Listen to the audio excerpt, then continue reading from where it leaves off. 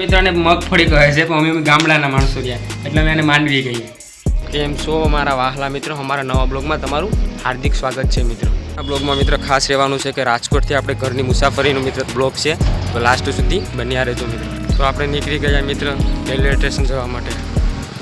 Finally મિત્રો આપણે રીબડાના railway station પૂકી ગયા છે. ટ્રેનની ટિકિટ લઈ લીધી મિત્રો અને ટ્રેનની રાહ જોઈએ છે.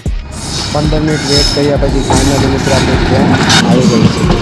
જોઈ શકો છો લુસાડા પૂકી ગયા છે અને બહુ એટલે બહુ ટ્રાફિક છે મિત્ર ટ્રેનમાં છે અને અત્યારે લુસાડા ક્રોસિંગ થાય છે મિત્ર. એની રજા છે એટલે બહુ મિત્ર ટ્રાફિક છે અને તો જગ્યા પણ નથી મળતી એટલે તો અંદરનું વિડીયો નથી કર્યો છું. 4 કલાકની મુસાફરી કરીને પછી આપણે પહોંચી ગયા એવા રંગીલા વેરાવળમાં મિત્રો.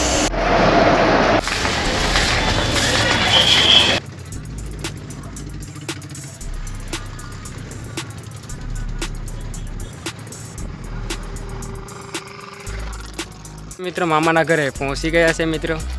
મામાના ઘરે આવ્યા મિત્રો ને અત્યારે આપણે માંડવી ખાઈએ છીએ. માંડવી કહેવાય છે. આ શું છે માંડવી? તમે તો કોઈ દી જોઈ નહીં હોય. માણસો મિત્રોને મગફળી કહે છે તો અમે તો માંડવી કહીએ મિત્રો. અમે કેમ અમે ગામડાના માણસો છે એટલે. આ મામાની છોકરી છે મારા વાંઢા મિત્રો સબસ્ક્રાઇબ કરી દીજો. શેરુ અહીંયા આવ.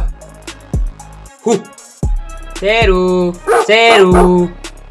મિત્રો અહીંયા આપણે બ્લોગ પૂર્ણ કરીએ છીએ મિત્રો. બ્લોગ કેવો લાગ્યો મિત્રો કોમેન્ટમાં જણાવી દેજો. અને મિત્રો મારી યુટ્યુબ ચેનલમાં નવા હોય મિત્રો તો સબસ્ક્રાઈબ કરી લેજો. તમારો ભાઈ નવા વિડીયો, શોર્ટ વિડીયો અને બ્લોગ લાવશો રહેશે મિત્રો.